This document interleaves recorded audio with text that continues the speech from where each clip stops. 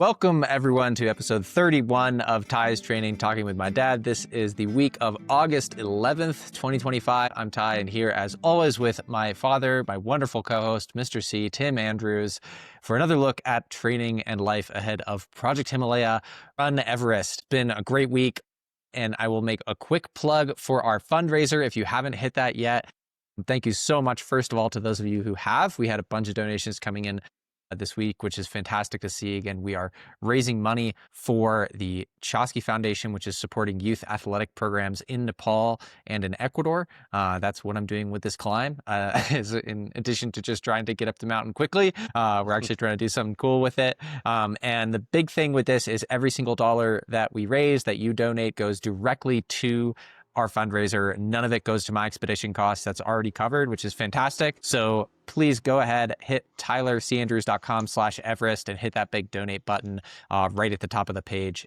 Any amount helps, whether it's $5, $50, $500, anything makes a huge difference to these projects. So thank you guys who've donated, and that's my only plug. And now we'll turn to this week. Mr. C, how was your week? My week was great. Yep. Played some nice golf and tennis this week. Weather was beautiful. The plants are unhappy because we haven't had any rain, but the weather's been beautiful for being outside, so can't argue. Perfect. Yeah, we've had a great week here in Quito as well. We actually did get a little rain, which is nice because some of the trails were getting incredibly just dry and dusty up on the mountain. So it's actually kind of nice. The ground is a little firmer now, which is always good. But yeah, I'll dive into the numbers and then let's get into your questions. We had a really solid week, a lot of just steady B+ training, which is exactly what we've been trying to do.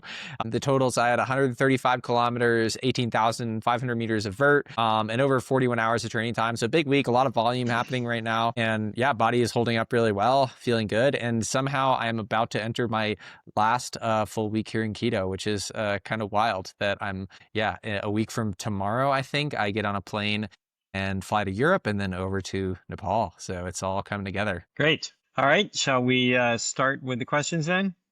Let's do it. Okay, so this was an interesting week. Monday, you started out by walking up Polichasky. I can't remember the last time you walked up there.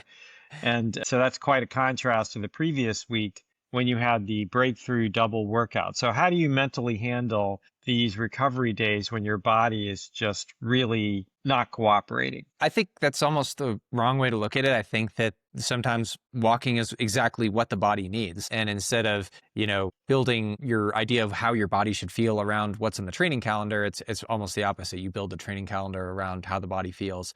And, I would say, first of all, even when I'm going really fast, there's still some walking on the Polichasky because it's really steep. And on my easy days, I'm walking a lot of it. So it's really just, I'd say the first piece and last piece are definitely much more runnable. And I can tell, if I jog the first 50 steps, sometimes my body is just like, nope, we're too tired for this today. We're just going to walk our ass up the hill. And, it's still, you're still moving your body up 1,100 meters to the top of the Polichasky and then another 800 meters to the summit of the mountain. So for me, I think it's really just figuring out, okay, what makes sense today? What is actually appropriate?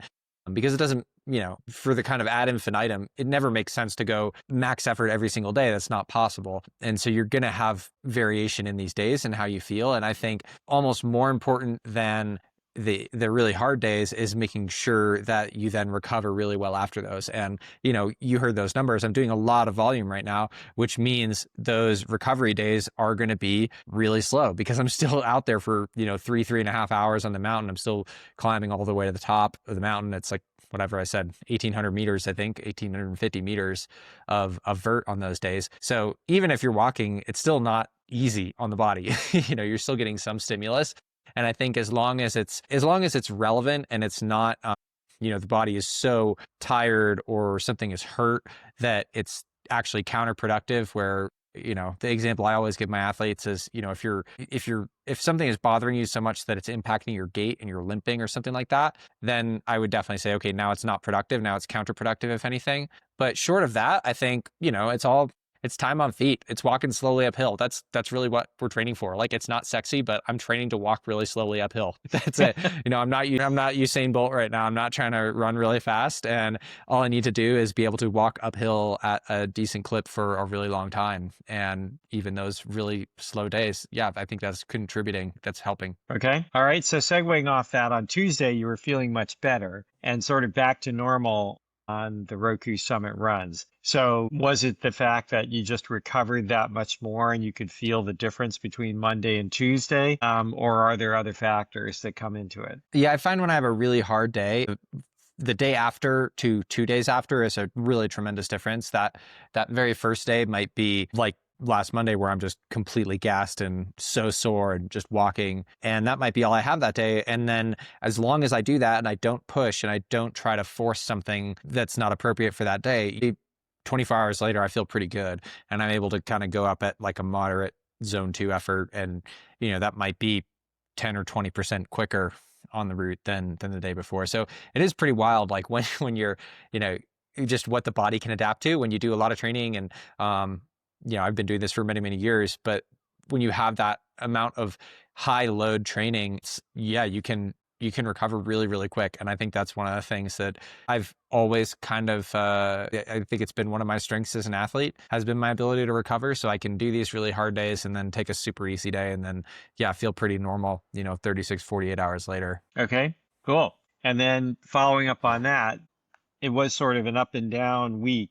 So Wednesday's workout was supposed to be ridiculously light, in your words, with just 1 minute surges every 4 minutes, but you described feeling forced and feeling like it was much harder than it should have been. So what was your body telling you? Was it just, again, you needed more recovery than you expected? Yeah, this is one of those do as I say, not as I do. Probably like everything I just said, I didn't really listen to myself going into this workout. I think I probably needed one more day. I think I was probably 80% recovered on Wednesday. If I'd pushed it to Thursday and just taken another easy day, it probably would have been fine. But I think I was just trying to force something, trying to squeeze it in, and it didn't make sense.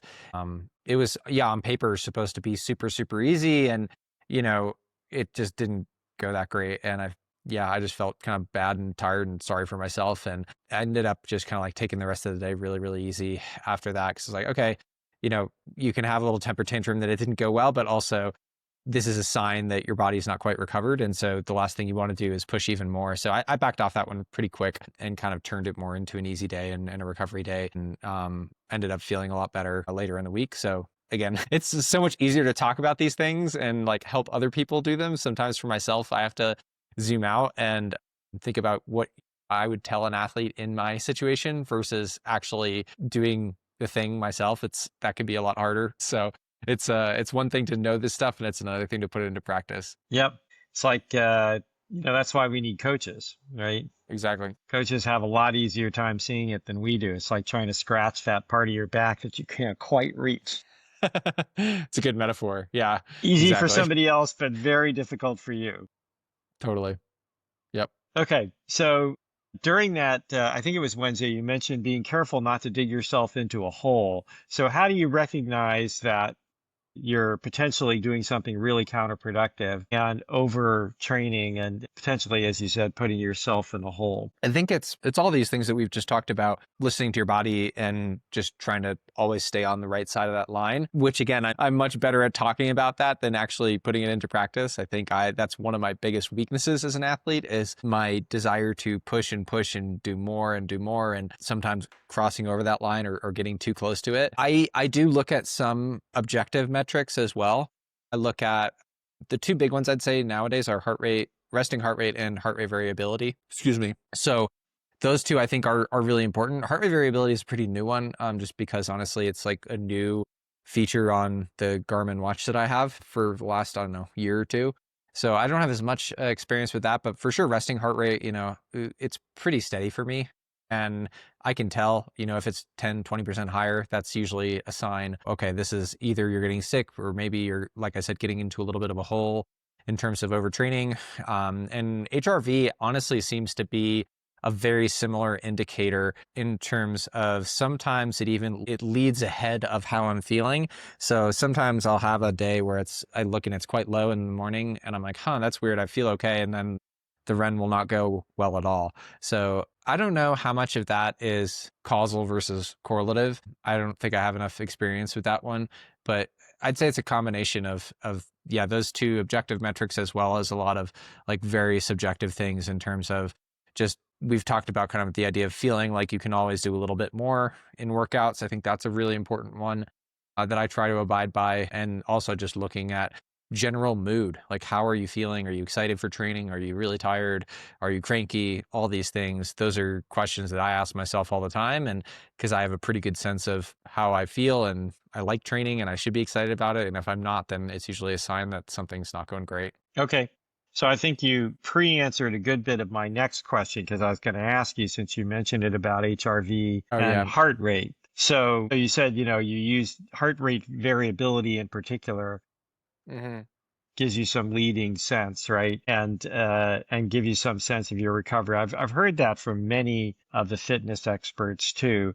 How accurate do you think the Garmin is at measuring your HRV? Do you know? I don't know. I know that, so the one thing that I like that Garmin does is it has a couple different screens, and one of them it shows you like a 4-week moving average. So you can kind of see the general trend of your HRV. And what I've found, again, this could be completely correlative, could be a coincidence, is a lot of the time when I'm just not quite feeling great in training, the HRV has dropped, like on that long-term trend. And again, I don't even know which way the correlation or causation could go. But for me, that has been a sign. And I remember this as well from the spring when I was really sick in CARE and then at the very beginning at EBC, and I was having trouble getting over this bug. And that was one of the things I'd noticed was like my heart HRV had just like plummeted and it wasn't coming back up. And to me, that's a sign of, okay, again, totally anecdotally from my own experience, but when that's happening, it's usually one of two things. It's either I'm sick or I'm in a little bit of an overtraining hole, or both. And it's a big red flag to me nowadays to back off. I don't know the why. I don't know what the mechanics is, but I've seen it enough times where if I start to see that trend line really drop down and then stay down, that's where I start to get concerned. Less than maybe just one day of variability or any absolute value. It's more about that long-term trend. Does seem to be pretty correlative with things are just not going great, and maybe that's a sign to just back off. Yeah. I think I can't remember who it was. It was some podcast I was listening to, like Andy Galpin or Peter Attia Mhm. or one of these folks who pays a lot of attention to this stuff and talks to people who are experts in these fields. Because the Apple Watch also measures HRV, and I have an Apple Watch, so I get all these Yeah. statistics. But they also said be careful because there are different ways it's a calculated measure. I think you have to have a more of an EKG type setup if you really want to measure it Yep. accurately. Yep. So interesting. I'll do it. If I can dig up the research, I'll bring it to the next session that we do. You kept emphasizing not getting greedy. Don't get greedy throughout the week. So in practice, you were sort of just talking about that perhaps Mhm. being a weakness of yours. You tend to push a little bit harder. I guess that's one kind of greediness. So, but what in practice, what does it mean? And how do you resist these temptations to push when you're feeling good? I think it's about having a plan and keeping the big picture in mind. These weeks right now are not about fireworks. We've talked about this so many times that if I can just have every workout, every structured workout, those 2 harder days a week, if all of those are B pluses from, July 1 to October 1, then I'm going to be way fitter than I need to be to go do the Everest record. That's going to be fantastic. I don't even need to worry about that. So it's never about, okay, I need to go have an A plus every single time, or even like, oh, this workout is super critical. Obviously there are some like the Cotopaxi all-nighter and things like that where there's a lot of setup in that and I want it to go well. And so there's a little bit more pressure on those, but it's really more about trying to keep in mind that the way to be successful here is to just keep having pretty good days, as many days of the week as possible, and especially on those harder, more structured days. And so for me, that's how I think about it is, I never want to go out there and leave everything out there because I know I'm gonna have to go do it again in 2 or 3 days. And if I can walk away from that workout feeling like, this is feeling like I got what I needed in terms of stimulus, but without going all the way to the well, that's the best possible case scenario. I remember John Waldron, my old high school cross country coach and still mentor and coach today. He had this reframing that he told me like in college, when I was in college, and you know, it never really stuck. Well, let me share it. He basically said, a lot of athletes like me, like Tyler, train in this way where they just want to push as much as possible because they assume that the most training that they do is going to get them the most reward. And there is some truth in that. And he tried to reframe that by saying, instead of thinking of it as like, the more training I do, the better I'm going to do, think of it as, what is the minimum amount of training that I can do to achieve the goal I want? Because that's the safest way to do it, right? So if you say, I want to be an All-American in cross country, or I want to be a national champion, or I want to qualify for the Olympic trials, instead of thinking, okay, how can I train more and train harder? Think about, okay, is there a way that I can train smarter and arrive with better odds of success at my goal by doing that? So it's a reframe. Instead of thinking about just how can I train harder and more, how can I train a little bit smarter? And in doing that, maybe train less, but increase my odds of success because I'm minimizing my risk of injury or overtraining. Right. So I've gone off script here a little bit from the question, but I think about that a lot with this goal, because even on my original list of 16, I had, you don't need to be fitter than Manaslu for this project. And I'm like, I'm so far ahead of where I was on the Manaslu buildup. I have been like every day of the year for the last year, basically. And sometimes I need to remind myself of that, okay, it's not about how can I be the fittest possible person I can be. Like, can I find another hour in the day and do something with that to get fitter? It should really be about, okay, how can I just maximize my chances of success? And in order to do that, what I really need to do is minimize catastrophic failure, right? And what's catastrophic failure? Catastrophic failure is getting injured, having setbacks because of overtraining, getting sick, things like that. Those are the things that now, especially that I'm, what are we, 6 weeks out maybe, that I'm starting to think about is, okay, my training is fine. Training is going great. B pluses, all that stuff. And so now it's really about shifting from offense to defense. It's about playing defense on your fitness and saying, okay, the fitness is there, it's going to be there.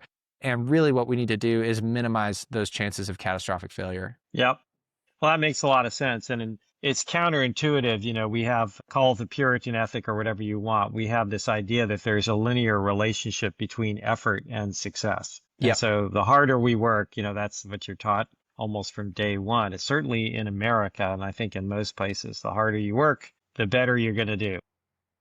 Well, and here's the thing, in sport, that is generally true up to a point, but there is that point of diminishing returns, right? Where, whether you're Andre Agassi hitting 1 million shots a year against the ball machine when he's like 6 years old, or remember, there is a point where it becomes too much. And now suddenly it's a weird curve, and it actually starts going down because now you get into overtraining and you get into injury cycles and all this other stuff. And it's really common in endurance sport because you get all these super type A people like me who just want to go and work more and work harder. Yeah. Because that's what I learned from you guys as a child was, okay, you work hard and then you get better. And I think especially as a young athlete, when I was a teenager, and it was a very linear relationship for me of, okay, I worked harder, I ran more, and then I got faster. And it was just like that. It was up and to the right for a long time. And that was fantastic. But eventually you hit that ceiling where suddenly it's not about working harder. It's about figuring out how to maximize the amount of training that you're doing, because you do reach a point where, you're going to break a bone. You're going to get sick. You're going to have endocrine issues, whatever it is. There is a maximum amount of training that you can do that is productive. And once you get to an elite level in anything, any sport, and honestly, a lot of pursuits, probably even things like music or writing, I imagine, it's going to start becoming counterproductive. And so it's about staying below that point of diminishing returns. Absolutely. And I think there's sort of two big issues. One is anything that is sort of an endurance thing or a long-term effort, you have overtraining potential. Whether almost any pursuit, even a mental pursuit. And, the way you usually experience it is repetitive stress injury of one sort or another if it's physical. So even just typing too much or playing guitar the wrong way too much, anything like that, and you end up with injury. And now you're in much worse condition because now you can't perform at all, right? Yep. Or at least you're greatly inhibited from performing. And then I think, at least in the last 20 years, with better measurement and better physiology understanding,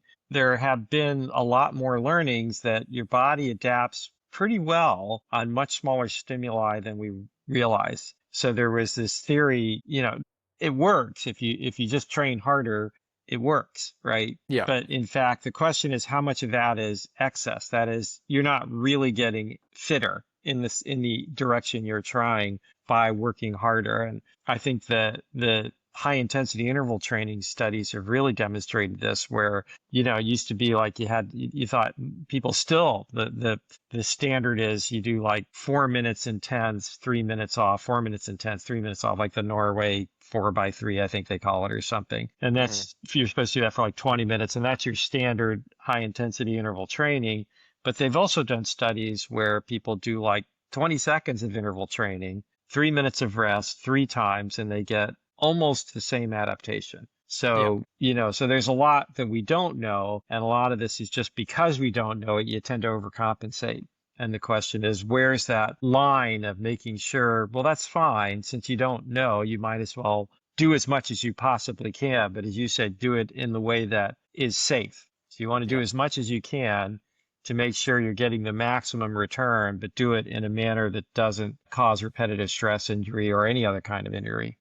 It makes a lot of sense. Yeah, Okay. I think the only caveat I would add to that is, most of those exercise studies that you're talking about, where you're talking about these interval, the super short interval workouts and seeing a positive response, because I've seen those studies as well. They're mostly on untrained or casual, Right. I would say, like amateur athletes. Right.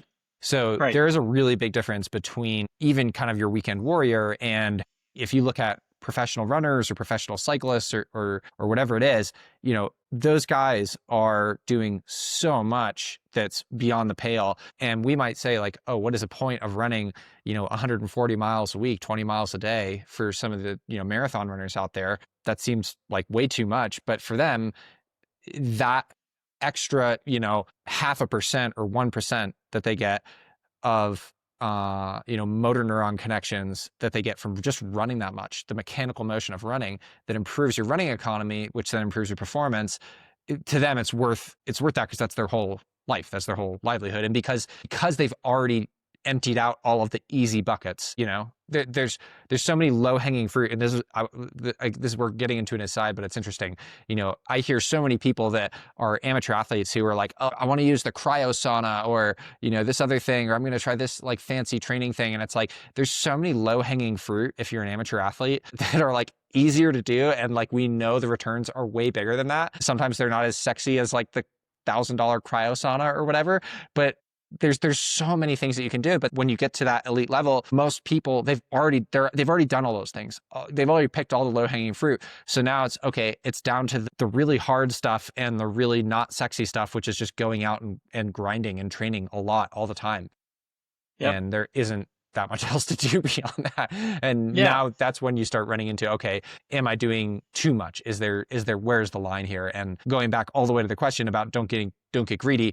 For me, I've always had trouble with knowing where that line is, because I think, oh, I'm getting fitter and I'll just do a little bit more. And then, suddenly the only way to know where your line is by crossing it. And unfortunately, I've done that a lot of times. And so I think this block, as well as the block leading into the Spring Everest, that was one of my big things, because I knew that the fitness stuff, if, even if I was 90% max fit, then it would be fine. And that is very different than when you're going into, say, a big competitive race where you have to be at 99%. And it's like, okay, then you're going to take more risks in training. But here it is less about that. It really is about, okay, if I can get to 90%, but I'm 100% sure I can do that and be healthy and confident and ready to go, then that's perfect, Yeah. Yeah, no, I agree. When you're at an elite level, then, and again, especially because it's so hard to study, like, well, how much does that extra 10 miles a week or that extra time on the bike or whatever, how much does it help? Very, very hard to measure. But when it's your livelihood and you're trying to push right to the edge of the elite performance envelope, then you just do it. And now your criteria is, but it's not worth, I'm trying to push as close as I can while staying safe, which is what you've been saying, right? Yeah. So yeah, for elites, it makes a lot of sense. Yep. Okay. Good discussion. So let's move on to the bike sessions. These 90-minute, 9,000 meter altitude bike sessions are now becoming quite routine. And you've mentioned they're starting to feel not so bad. I love your descriptions. Pretty much. Yeah, it's not so bad. Now it's only not so bad. Kind of miserable, except instead of really unbelievably terrible. So how has your relationship with these long sessions evolved, doing them at these ridiculous altitudes that are so hypoxic? Again, it's one of these things where the body just kind of surprises you by what it can tolerate and get used to. I think every block, so I think I started at like 30 or 45-minute sessions, and then each block I was just adding 15 minutes. And yeah, those first couple days, and also adjusting the altitude up a little bit. And so there's definitely a few days of adjustment where it's like, oh man, 90 minutes feels a lot longer than 75 minutes, which felt a lot longer than 60 minutes, but you just kind of get used to it. And I don't know if that's just me and my weird brain being really strange and able to tolerate these things, or if it's just kind of human nature. But to me, it's just another way that the body adapts, is getting used to the things we do in training as much as it is the things we do in racing. So I think the first few days it felt pretty bad, and now it's, I just did my bike a couple hours ago and just like reading my book and looking at the mountains and looking at the forest and stuff like that. It's just like kind of normal. It's I had this sensation where, and today I was really tired. I had a hard day yesterday, and I was like, maybe I'll just do my bike like in the late afternoon, but I kind of like to just get it done early. And I realized I'm at this point, and I've reached this point before in other buildups where I don't think there's any training sessions where I'm like, oh gosh, like I don't know if I'm going to be able to do this. It's really just like, it's a matter of wanting to do it. Like there is no doubt that I can get on the bike and sit there and pedal at the correct wattage and the correct heart rate zone for 90 minutes. Like 0% of me is concerned about that. It's really just a matter of willpower. And for what it's worth, I'm really, really stubborn. And so like that part is just like, okay, I guess I'm going to do it. Like I know I'm going to do it at some point, so I might as well just do it now. But it is kind of an interesting sensation, because it's you just I get on the bike and it's like, okay, 3 minutes into it, I'm like, all right, well, I know that I'm going to do this for the next 87 minutes. And so I might as well just read my book and enjoy it, because I'm going to be here and there's no mystery. It's just, okay, you just have to do it. And it's interesting. Yeah. It kind of takes some of the pressure off, because it just, it's like brushing your teeth to me. It's Yep. just part of my routine. Yeah. Yep. And by the way, for people who actually read the detailed notes, I assume DFW is David Foster Wallace. Oh yeah. Yeah. Rereading one of his books of essays. Uh-huh. Yep. A very good, most of his stuff is very good. If you like great writing, he's really a bizarre writer, but he's a great writer. I will say that for him. Yeah, he's one of my favorite authors, and tragically committed suicide in like maybe 2009 or something, really young. Yeah, like it's the early 40-ish. 2000s. Yeah. Yeah, super sad. He's really famous for Infinite Jest, which is his big kind of magnum opus novel. His nonfiction is actually way more like approachable. It's really funny. It's really sharp. Still, like he has a very broad vocabulary. He likes big fancy words and interesting grammatical structure. But nonfiction to me is very, very readable by anyone, and it's much more straightforward. Whereas the fiction can get a little weird and hand wavy and literary at times. You have to be a reader. He doesn't write short and he doesn't write easy. Yeah. But it's great. I came across him actually initially because he's a tennis player and wrote a lot of tennis essays. Yep. Yeah, I think Some he was of the best tennis he was a very essays. good junior tennis player back when he was like a teenager. Yep. Okay.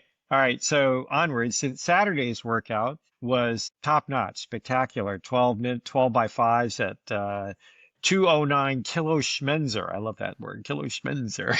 Yeah, we'll talk about that one. Pace. You noted this pace was almost as fast as your sea level intervals from Miami. So can you put that in perspective to us? Because that sounds amazing. Well, so actually what it was is the pace of the entire workout, including the rest, was about the same as the intervals in Miami. So like when I was in Miami, I think I did like 15 by 3 minutes or something at 218. And the entire workout, which was, I think it was 80 minutes the other day, so including the rest intervals as well, was like 220. So going from running 3 minutes at a time to running for 80 minutes continuously that's pretty solid, especially when you consider, I was from Miami to Quito as well, which is obviously sea level to work up here at 9,000 feet. So that's the kind of progression I like to see. These workouts I've been building up as well, from those 3 minute intervals to, I think it was last week or the week before, doing 4s and now 5s, and kind of hitting a little bit of a higher end energy system here and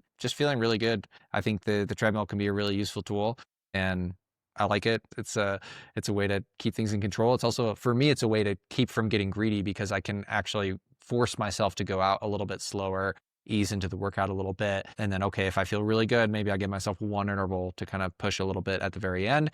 But sometimes out on the forest and the Polichaski and on Ruku and stuff, I'm like racing my ghost of seasons past and stuff. Sometimes it gets a little out of control. Yep. Yep. And I think you said it earlier, but I'll remind us again that almost every workout you've done is better than the workouts you were doing in your build up to summiting Mount Manaslu in record time. So, Oh yeah. so your fitness progression is actually quite substantial, given that I remember before Manaslu, you thought your fitness progression was quite substantial, and now you've made a whole nother level up Yeah. since then. So yeah, good. Yeah. Okay. So, and that afternoon session, you did a lot of speed work, 90, 60, 30-second intervals, building up to hmm really fast paces. So as you were telling us, I think a little earlier, well, I'm basically training to walk up really slow for a really long time.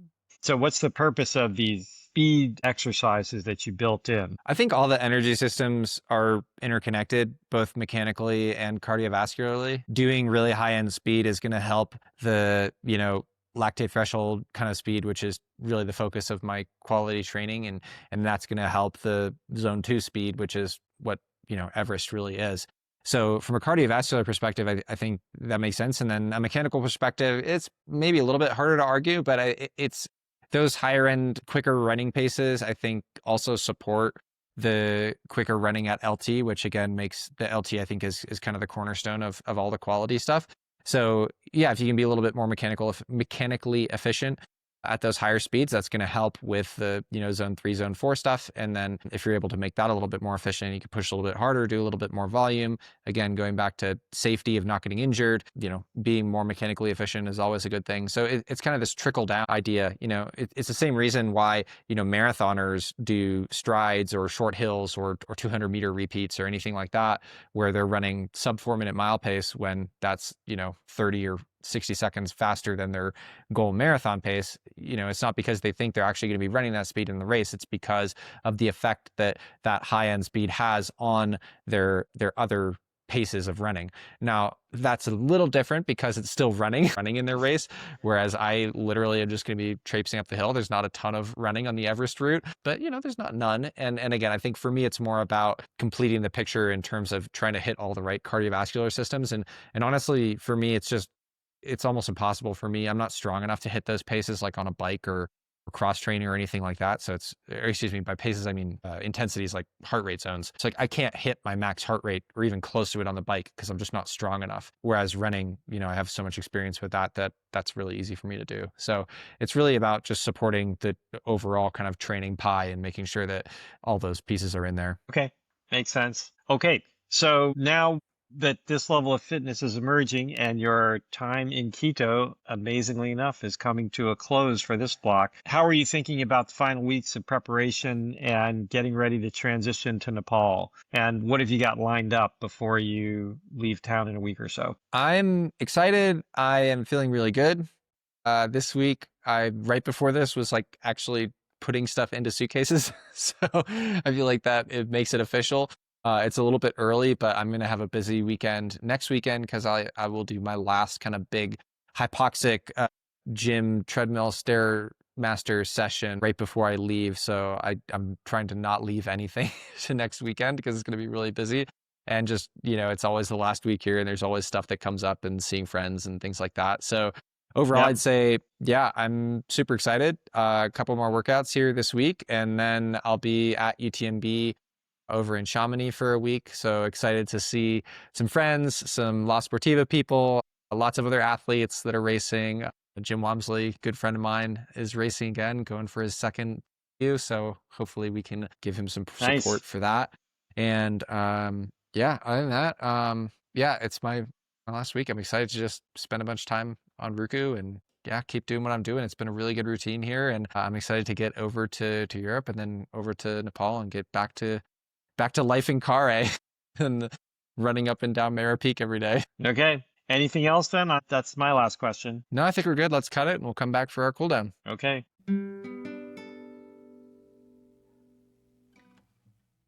This week for Cool Down, we're going to take some questions from our audience and try and get to as many as we possibly can. So thank you, first of all, so much for watching and sending in questions. And we will try and do this on a regular basis and get to as many as possible. So Tyler, first question for All you right. from April. What was your first mountaineering experience? My very first, what I would consider true mountaineering experience was climbing Cotopaxi in 2008. So I'm dating myself here, but I think you can look up my birthday on the internet, so it doesn't matter. But I was here as part of a high school program right after I graduated. And yeah, climbing Cotopaxi, which at the time was like the most crazy, scary, intimidating, hard thing I'd ever done. That was my very first one. And I'd done a lot of hiking, and even when I was at your guys' house last Mr. C, we were looking at pictures of like us hiking up Mount Cardigan when I was like 6 or something. Yes, I was going to Um, mention that. yeah, so Come definitely, on. kind You of saw the depends on fire your tower on top of Mount Cardigan. Was that 1,000 yeah. meters or something? Mount Cardigan is beautiful. I was It is back there beautiful. recently, like in the last 5 or 6 years. But yeah, that was Cotopaxi here in Ecuador was definitely my very first, I would say, true mountaineering experience. It was like, first time putting crampons on, first time climbing with a harness and a rope, first time climbing, well above what I would consider high altitude on snow in the night, all those things that I think of when I think of mountaineering. So yeah, that's it. But Mr. C, I guess I'll throw it back to you because I know you grew up in Florida, but you obviously started getting pretty outdoorsy. So what was your first kind of like outdoor hiking mountainy experience? Yeah, I think it might have been the first time we went up Mount Cardigan. I went to school in New Hampshire, not far from there at Dartmouth College, and there were some smaller things there but those were really more hills. They weren't really, I think Sure. Cardigan was the first one where there was a top and a fire tower and Yeah. things like that. So that was probably the first one for me. Nice. All right. Okay. The second one, I'm not sure I can pronounce this name. Zoan There's Lamour. Um, some what Instagram is handle. your favorite place you've traveled to? And you have traveled a lot, so I have interested to hear traveled a your lot. answer. For me, I guess I'll give two different kind of answers for the kind of travel of like a place I've stayed for a long time. Probably here in Ecuador. Ecuador is such a cool country. It's super tiny, which means you can do a lot of things from Quito, for example, which is pretty central. So you can be in the mountains, you can go to the beach, you can go to the Galapagos Islands, you can go to the jungle. There's just a ton to do, and it packs a lot into a very small package, which is, part of why I live here. And then in terms of, maybe vacation, quote unquote, travel, I would say probably Thailand. Thailand is one of my favorite countries I've been to. It's always really hot, which is nice to go on vacation. Again, maybe not for training and living for me, and maybe not enough altitude, but amazing food, amazing people, really cool culture, just absolutely beautiful. You have crazy big city like Bangkok, and then you can go up north into the mountains or down south into the beach. It's an amazing country. Okay, cool. But you didn't So wait. we I'm had a gonna lot turn of it back questions. around to you. You gotta answer that one, Miss G. What's Oh, your that's favorite place you've okay. traveled to? The That favorite could be place, well, I both. certainly haven't traveled as extensively as you have. So I would sort of say I probably have a pretty much a tie. I'm, kind of a intellectual airhead to a certain extent. So we went to Florence, Italy, and that was one of the coolest places I've ever been because you have all the Enlightenment stuff sort of in a couple of square miles and beautiful cathedrals and gardens, just an amazing place. So that's quite something to see a place like that. And the food is spectacular. Italy Hmm. makes great food. Hard to beat the Sure food and do. the drink there. And the other place is Kyoto. And we went Yeah. there, in fact, because you were running a marathon or a half marathon or something there. Yep. The And Lake we Biwa spent, Marathon in 2016, maybe yeah, somewhere or around there. 17. We spent a week or so in Kyoto, and Kyoto's a magical city. It's a big city. I mean, there's just so many big cities in Japan, and Japan is so different in so many ways. So it's really interesting. I love to see different cultures, and that's maybe one of the most different cultures I've ever seen, in the way they think about the world and the way they organize themselves and the history, thousands of years of temples and Yeah. all sorts of culture and stuff. So it's really, really was great. Yep. Yeah. I love Japan. I've gone back to Japan, I don't know, 5 or 10 times since then, and leading a trip there in October right after the Everest project. So yeah, that's probably number 2 for me behind Thailand. Yeah. I love it. Also great food. I Also think amazing food. Yeah. very different from Italian food, but really, really fantastic. Yep. Yep. Okay. Oh no, sorry. There's one more before your question for me. Go ahead. So another question that came in from quite a few people was, how long have you lived in Ecuador? What makes you keep coming back there? Do you love Quito? So all sorts of questions about Ecuador. How do you like the Ecuadorian mountains, the Andes, I think they're called, Yep. right? Yep. So what's your experience with Ecuador and how long have you been there? I think we did a whole cool down about why Ecuador or why Quito in like one of our very first episodes. So if you want a really Hmm. detailed answer, go back and listen to that. It's probably like episode 1 or 2. Otherwise, I think for me, first of all, the just how long have you lived here? Lived is an interesting question because I don't really live anywhere. I just live kind of wherever my suitcase is unpacked. At least that's been the gist for the last few years. In all seriousness, yeah, I've been coming to Ecuador since 2008, since that very first trip that we just talked about, going to Cotopaxi. And ever since then, I think I just totally fell in love with it. That was my first big trip as a solo traveler. I was 18 and came down here by myself without my parents for the first time outside the country. And I really loved Quito from pretty much the first few months I was here. It's a big city. There's 2 million people here, but we have unbelievable access to nature. Especially I live kind of right on the edge of the city. So my little neighborhood abuts this giant forest where there's miles and miles of running trails. And then we have Pichincha, the mountain I go up almost every day. Polichaski is 15, 20-minute drive away. And then we have amazing nature really close by as well. So for me, it's this really great balance of kind of the comforts of, quote unquote, modern living. So, I can get Uber Eats and there's like a big grocery store and things like that you would expect in a big modern city.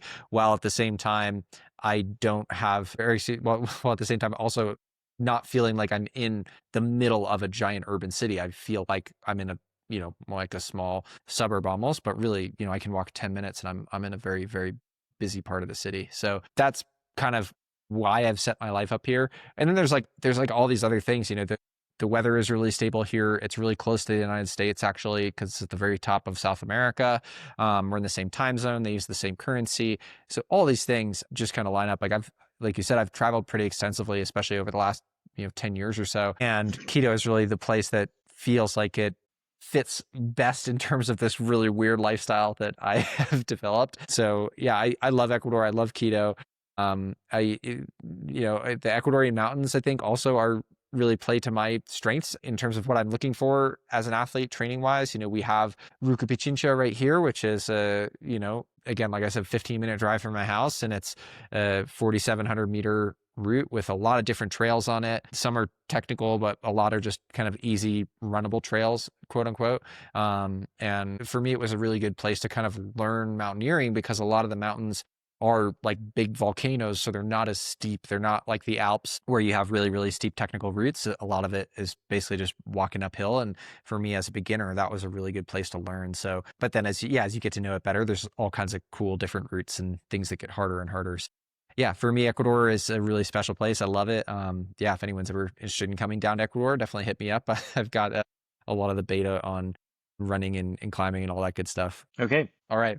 So, Mr. C, this is a question from Bill for you now. He said, curious to hear if you were encouraging or tried to dissuade Ty from life as a pro athlete. It seems like a hard life where almost all will fail, which is probably true. Did you ever try to get him to make his running a hobby and follow a real, safer career path? So, I like we this have this question. I'm running actually joke, really right? curious. We have this running joke, that we talked about. I think we mentioned it a couple of times on the podcast where we'll say, we'll start talking about some logistics around Everest or some big scary mountain, and we'll say, accounting is a really good field. You could be an accountant. It would be great. So, but honestly, no, I don't think we've ever. It's difficult, but I feel about your pursuit, any offspring's pursuits, pretty much like I feel about any offspring's relationships. rule number, because it is a relationship. It's a relationship with your identity and with what you're going to do with yourself. And my rule for any kind of relationship for your offspring is don't ever go there. And rule number two is don't ever forget rule number one, because only bad things happen if you try and interfere there for the most part. And we are very fortunate, I will say. We're first world people. We make good money, and we didn't have to worry about the fact that you might not make money for some period of time. I certainly felt like you had a brain in your head, you had a good degree, and if you needed to make money, you could go out and earn yourself a living. So I was never concerned about that. And this Yeah. was a unique career that you were pretty good at. We know how good you could be, but I felt like if that's what you wanted to pursue, you should do it. I probably didn't understand at the beginning how dangerous it could get. Maybe I would have had a different. Well, it was pretty different running the Olympic trials and the marathon versus climbing Everest. Those are Right. pretty different. Yeah.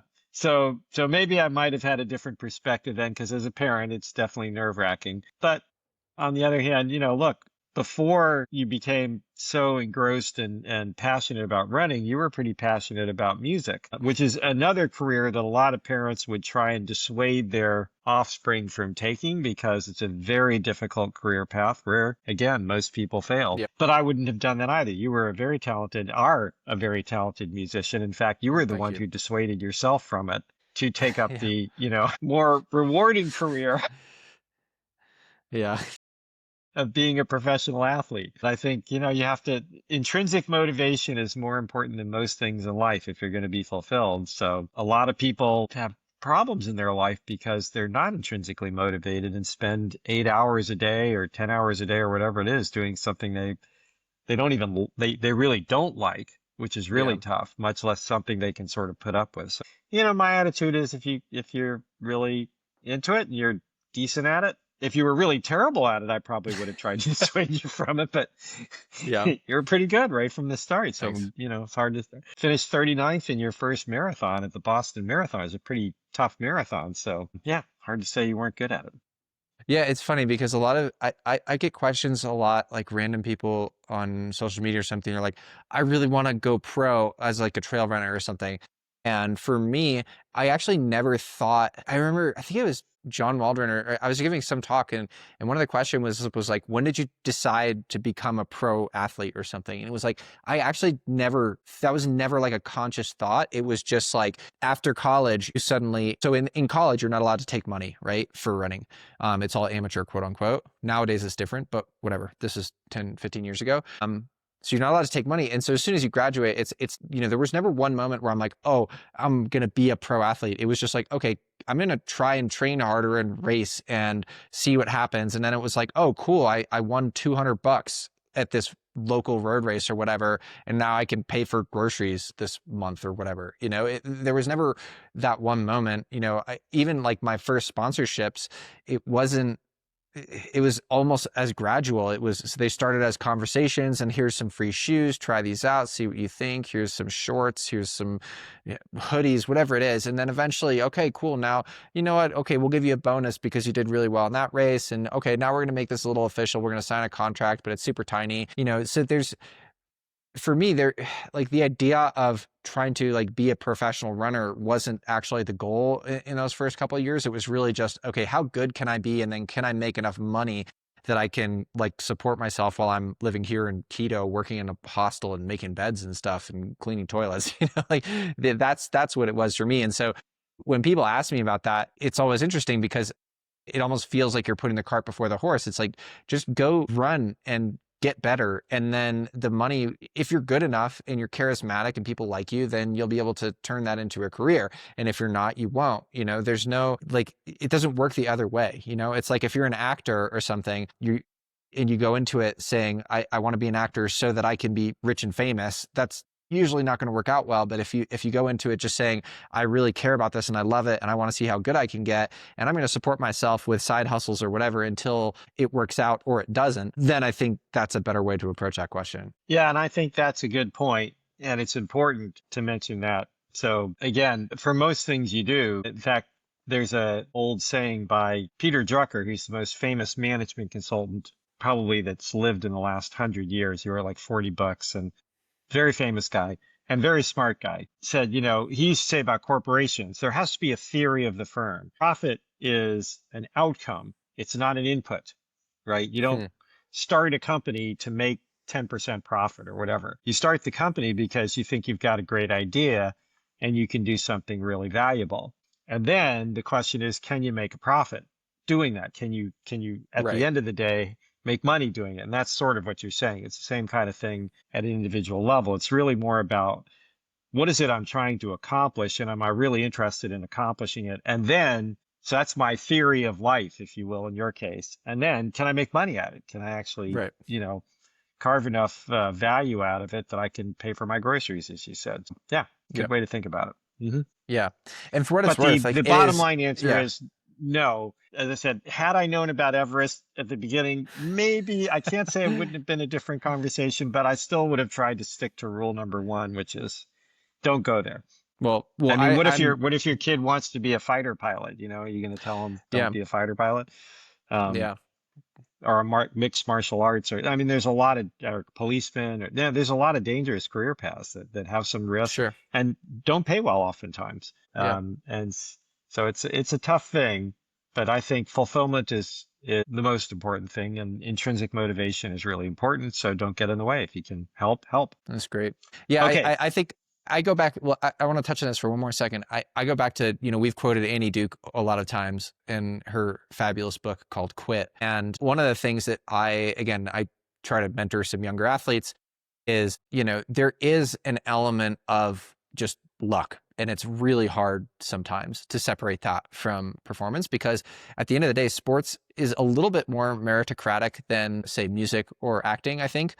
But it's also, there is a big element of luck. And you can have, I was watching Diamond League track and field, and you can have 10 guys on the start line of a race, and you have literally order of magnitude different salaries for those people. And some of that is based on how good they are, but some of it is based on how charismatic they are and what their social media following or what country they're from or things like that. And I think there is almost this sense of entitlement sometimes where you think, oh, if I work really hard and I do well at this thing, then I can make a career of it and money will follow. And the problem is sometimes it's just not the case. Like sometimes, trail running, for example, is blown up a lot recently in the last 5 or 10 years, but there's not a lot of money in these sports. And so you do need to have an element of luck. You do need to be able to put yourself out there and put yourself in situations and get lucky, and make the right connections and things like that. And I'm super grateful that a lot of that stuff has fallen well for me. But for young people out there, it's really, really, really hard. It's a lot easier to be an accountant. There's probably 99 out of 100 paths where I'm not sitting here, making a living purely off of athletics. I think that's, as much as I loved it and it's great. And I think I had at least enough talent to get by and kind of find my niche and things like that. But, there's a lot of coincidences basically that just have to happen and line up for things to work out the way that they did. So again, it's not to dissuade people, but I think the big thing, going back to Andy Duke, is she talks about having things like quitting criteria and, a quitting, what's the word? It's like a quitting coach or something like that. But basically someone who having concrete things. When I graduated from college, I said, I'm going to give myself 6 to 12 months. And if I'm not getting way better and enjoying it, then I'm going to get a real job. And and if I'm not able to support myself, then I'm going to go, work at Boeing or something. And that was my initial, quitting statement to myself. And I think having something like that where you say, okay, like if you love running or you love sport or acting or whatever it is, that's, not a traditional career path, go chase it, but like give yourself some sense of how deep am I going to go into this? Am I going to be a waiter for 20 years so that I can act? And if you decide now that that's what you want to do, fine, do it. Like if it's worth it, if you love acting and that's all you want to do and you want to go be a waiter for 20 years, even if it means you're 45 years old and you're still a waiter and acting in local theater because you love it, totally do that. Like I agree with you about intrinsic motivation and how important that is and fulfillment and all those things. If you're like, hey, if I can't land a role and I'm not supporting myself through my passion in 3 to 5 years, then I'm going to reconsider. I think that's kind of the advice that I would give, is just make that decision up front so that you don't just end Yep. up kicking the can down the road every single year, Yep. Concrete measurements on a regular basis. That's always a good plan. Yep. Yeah. Anyway, great question. We do a whole podcast on that one, I Yeah. guess. Yeah. Okay, from email, Carlos, age 16, asks, I'm a high school runner who wants to get into mountain running. What advice would you give to someone just starting out? Should I focus on road running first or jump straight into trail mountain stuff? Well, Carlos, first of all, great name. Same name as my tortoise.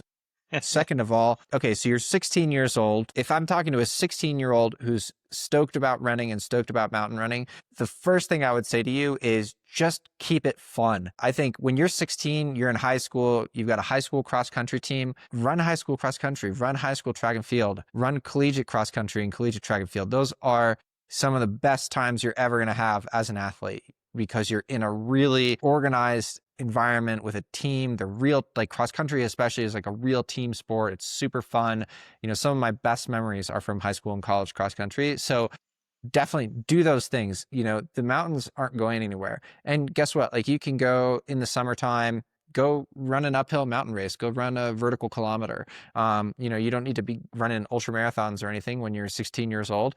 Cross country and track are going to get you really fit, and they're just going to be super, super fun. It's going to be way more fun running cross and track than it is, training by yourself when you're 16 and then going out and running mountains. You got your whole life to do that. So use high school and college, use the infrastructure that's there. It's so fun having blast with your teammates. Enjoy just that camaraderie of being on the team. Like this is the only time you ever get to do that is high school and high school and college. Once you graduate from college, it's really hard. You can find clubs and stuff, but it's really not the same. So enjoy that, make the most of it. And yeah, go dabble in stuff. Go find some fun uphill mountain races, things like that aren't super technical, where you can just kind of use your fitness from cross country and track. Obviously, run it by your coach, but go do those in the off season. You throw a couple in the summertime or on winter vacation, wherever you live, maybe. But mostly keep it really fun. The mountains will be there, and yeah, sprinkle it in. Don't go crazy. Good advice, I think. Keeping it fun is really important because if you don't, as you've said many, many times, if you don't really enjoy it, it's a hard life. It's Yep. really hard work to do the training that you really have to do to be a really good mountain runner. So for the moment, make sure it's fun to do the basic stuff and enjoy yourself. Okay, from Liam Gator. What's it like being a parentheses tortoise, those parentheses dad, a tortoise dad? Yeah. So what's it Yeah, I like? know, Liam. This Everybody, is fun. you have a little tiny tortoise for I those who don't do. know, just in case, Yep. Yeah, for named those of you, Carlos. if you're not on Instagram, Carlos, he's about like the size of this headphones container. He's very small. He's 35 grams. He is a Moroccoy tortoise from here in Ecuador that I got from a breeder. And yeah, he's a pretty chill pet so far. He has a big plastic enclosure. And yeah, pretty much the reason I got him was because it was like the most low maintenance pet I could find. He has some heat lamps, and I give him some food once a day and water, and give him a little bath so he can get some water, and that's pretty much it. He's a really, really low key pet, which kind of lines up with my ability to commit to anything right now. So that's the background on Carlos. Yeah, cool. Okay, I'll read the next one. So this is a Mr. C question. Tim, Ty mentions taking huge risks and making, quote, no ego decisions in training. As his father, how do you distinguish between supporting his ambitious goals versus worrying he's being reckless? Do you ever want to tell him to dial it back? Sure, but I try not to again because I try not to interfere. We have a close relationship and we talk a lot. And I think I have told you occasionally to dial it back, but it's pretty rare. Yeah. And again, it's that coach versus I'm not really qualified to be a coach at the general level, but any external person can be a good coach if they're observant because they can see things that are often hard for you to see yourself. So I think there have been a couple of times when I've encouraged you to dial it back and, because I've sort of listened to what you said and tried to feed your own words back to you when you've said, hey, I don't need to be greedy. I don't need to do X. And then Yep. in order to get Y, and then you're doing X to get Y. And I'm like, you said you didn't really need to do that. And it's difficult because, first of all, we're father son. So that always, there's a relationship there to begin with around all this that can complicate things. And second of all, you're the expert at the end of the day and you're there and you've shown yourself. I have much more confidence now. I still worry. These are risky things that you're doing. but you've shown a lot of maturity, especially over the last 3 or 4 years. I don't think Thanks. I seem to remember a story about you chasing a mitten down a crevasse at some point with a long time ago Oh when you yeah. were just mountaineering for fun. And I Yeah, was and that like, was yeah, I fine. probably would have advised you not to do that. Probably It would was have fine. dialed that one back. Yeah. But I think as you've gotten into these much more serious mountains, you've actually shown great maturity in not being reckless, if you will, in making good decisions even in difficult situations. So I have more Thank confidence you. at that level as well. But yeah, it's hard not to. And of course, the other thing is, the fear that you have as a parent, especially. So you have to, it's very hard not to have ego involved as a parent when your child is doing something that is dangerous. Yep. So I want to tell them to dial it back all the time, but I try to, really be as objective as I can and only save that arrow in the quiver, if you will, for when it's really obvious. And I can say, okay, well, this really seems like a bad idea. You probably shouldn't do this. Yeah, and for what it's worth, I'm grateful for that. And I think you do a really good job of navigating that line. I feel like it's more, if anything, I have to pull it out of you. Like I will go to you and say, do you think this is stupid? Or do you think this is too reckless or something like that? Yep. And I think you have a good Yeah. head on A your good shoulders for example was judging that those things. that third ascent up Yeah, Everest in exactly. the spring, Yep. which was a tough call because it's dangerous and, lots of people were off the mountain, which made it more dangerous.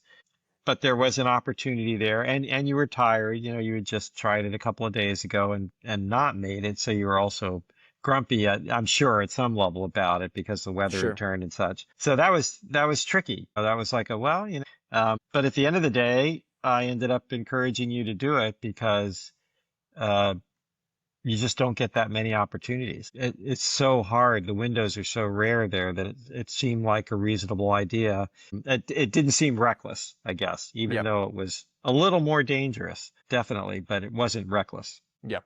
Thanks. Okay. And from Kat, in your logs, some days you focus on higher carb fueling, and some days you'll note longer days fasted or unfed workouts, e.g., your run with Ryan Hall. What's your methodology and reasoning behind alternating fasted and fueled work, and how do you decide whether to fuel or not? So most of my quote unquote easy training is fasted. Most of my longer sessions in the morning. And for me, the dividing line is intensity. So if I'm doing something where I'm trying to hit a specific pace or I'm trying to get out of zone 2, basically, I will fuel for that. And then I will fuel really heavily. It's like one end of the spectrum or the other. We've talked a lot in the last couple months about pushing, 400, 500 calories an hour of carbohydrate on some of these harder sessions that I've been doing, longer, 6, 7 hour days. So it's really is one end or the other. If I'm doing something super intense, I'm trying to fuel that really well because I really care about hitting the right pace, hitting the right intensity, and making sure it's steady.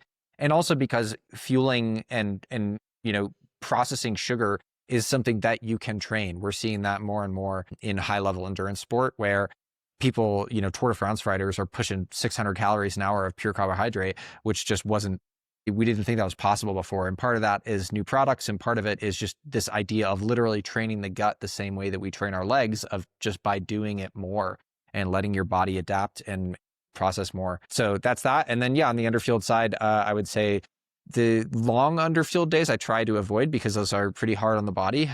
I will do a couple of them every once in a while because it's a good stimulus just to stimulate fat metabolism and work on that low intensity, but that's only when the intensity is really low. So I would never do something if it's going to be outside of zone 2 where I'm doing it fasted. And I will also say this is a huge asterisk.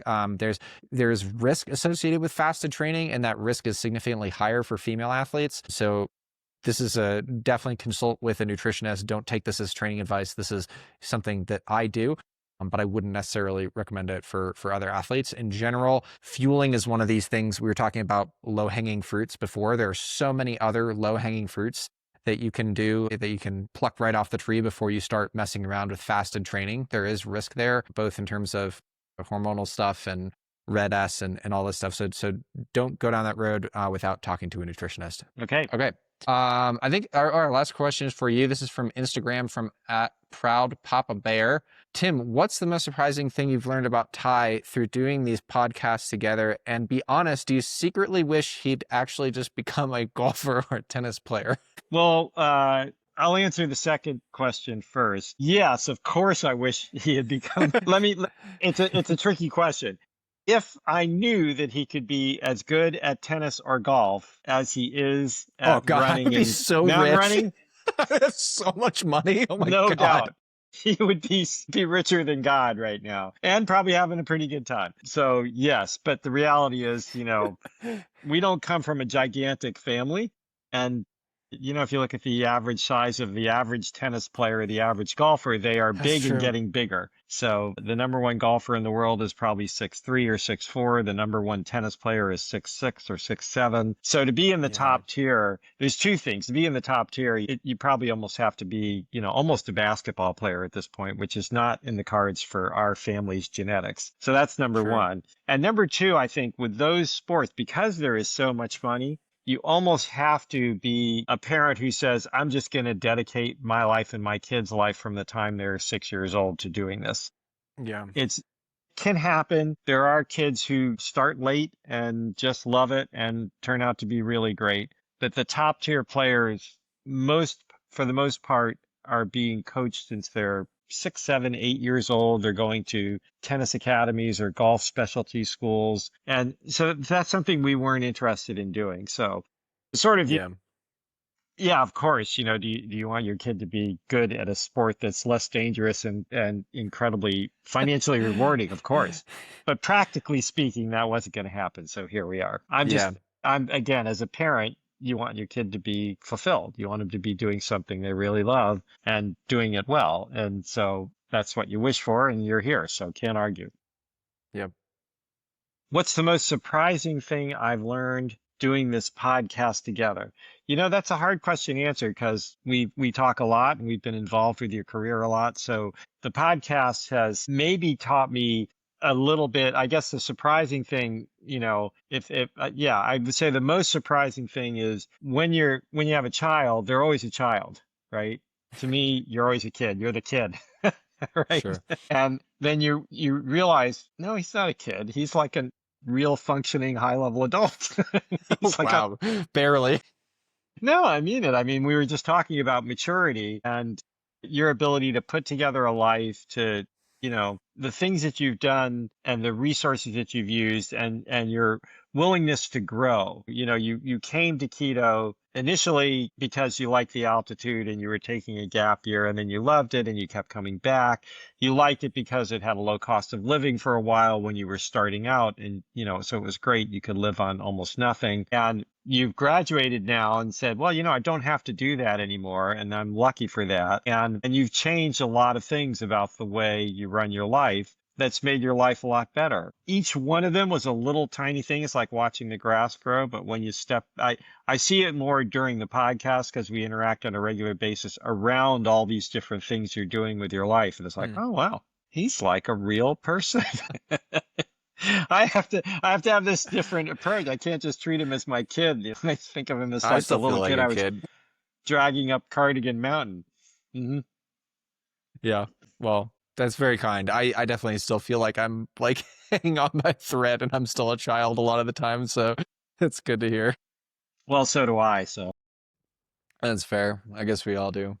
Wait, before we sat, I want to go back to the thing about tennis because I've been reading Andre Agassi's book called Open, which I really yeah, like. Yeah, I read a lot of like it's a athlete great book. memoirs and It's a stuff, great book. and Yeah, I think it's really he's good. a character. He is a real I don't know if character. he did the writing, but it's well written. It's really I think he engaging. had a co-writer, but you can Yeah, clearly hear his but voice coming through. so for those who don't know, he was one of the best tennis players in the world in the 90s and early aughts, and He's a he Hall of was. Famer. Yeah, Yeah, he was exactly what you described. He was literally like 3 years old, and his dad was like, "You're going to be the best tennis player in the world," and that was his whole life. And he, in the book, like the first line is like, "I actually hate tennis. Like I've always right, hated it," and it's right. because his dad was like a drill sergeant, but did end up being the number one player in the world. And anyways, one of the things that I noticed reading that book, I'm almost finished, and it's getting to the end of his career, and it's a pretty long book, and it's like he's like, yeah, I just like kept getting banged up, and like everybody kept asking me when I was going to retire, and he's like fucking 32 years old. Wait, what? I had to like do the math at one point. I'm like, wait a second. like, I thought you were like 40 at this point, because just the way that he talks about it, he's like, yeah, I'm like this old guy, and like no one this old has ever been ranked number one, and no one this old has ever done this and that. He Like, was one I of the like look up first. it was like 2002 in the story, and I looked up his birthday, and I'm like, wait, dude, you're 32 at this point. Are you serious? Yeah. In some senses, I'm actually kind of glad. Obviously, sure, like those sports, you make ungodly amounts of money in tennis and golf, but also golf is the opposite. But one of the things that I am appreciative of is, like, even in running, people are running competitively until about 40 in the long stuff. And in mountaineering, Conrad Anker is 60 and is still doing badass cutting edge stuff. His whole body was falling apart by the time he was 32, Andre Agassi. That's a big part of why he retired. He had like all these chronic injuries and back problems and stuff. And I'm like, geez, I can't, like, I'm 35. Like, my body was falling apart and I couldn't do my sport anymore. Like, that would be kind of a bummer. So anyways, that's Yeah. Yeah. my Well, up until Agassi was one of the first who actually went more than 10 years, really. Before that, 10 years was a long career at tennis. It's a punishing sport with a lot of back torque and shoulder, stress. There's a lot of it's a power ways to get sport. injured. It's a power speed sport, Yeah. Plus the ideas that you talk about all the time about training and fitness and recovery weren't really part of the tennis realm. Agassi was one of the first. He had this incredible fitness trainer, and that's what Yep. brought him back, because he had many ups and downs in his career. Yep. And he actually won the career Grand Slam late in his career, winning all 4 Grand Slams. One of the very few people to do that. And he did it late in his career, and he became, he started out as the flashy player very young, like 17 or 18, and the number one player in the world at the time, Andre, came out, was Ivan Lendl, and he got a long ways in the U.S. Open, I think it was, and eventually ended up playing Lendl, and Lendl just pummeled him, just absolutely crushed him. And, they interviewed Lendl afterward, and they said, what do you think of this guy, Agassi? And Agassi at the time, he had this long hair, and I think it was blue or something. And he said, he's a good kid, but he's a haircut and a forehand. And you need more than that to win the U.S. Open. And that was sort of the way he was. He was a very flashy guy, very flashy player, big in the spotlight, crazy guy. But then he cut all his hair off and got to work with his trainer and Brad Gilbert became his coach, and he became the lunch pail guy. He used to talk about himself as being the blue collar worker. Now, just go out there and pound people all around the court. And his fitness was so good that he could do it. He could just say, okay, if you're going to hit 30 shots, I'm going to hit 31. If you're going to hit 35, I'm going to hit 36. So it's really something. Yeah. And he was one of the first. And now, actually, Federer is a great player, played till he was almost 40. Djokovic is 37. So their players are playing much longer now, even in tennis. But it's a brutal sport, so you don't tend to play it long. Yep. All right. Well. Okay. Shall we wrap up? Good stuff. Yeah, that's all. Guys, thank you so much for sending all these great questions in. Again, you can do that pretty much any medium. If you leave a comment on YouTube, on a podcast, on Instagram, DMs, email, all that stuff, it'll all get to the same place. So keep sending those in. We compile them. We'll try and do one of these probably once a month. So thank you, everybody. As always, please send us any general feedback, as well as your questions, comments, concerns, hopes, and dreams. My email is ty@chosky.run, or you can DM me at Tyler C. Andrews on Instagram. And remember, you can also read my raw training logs on the blog at Tyler C. Andrews. And we're also on Substack. Ty's Training is a Chosky Media production and brought to you by the good folks at Chosky, the world's only non-profit supporting coaching, travel, and community for endurance athletes around the world. Thanks, everybody, and we'll see you next week.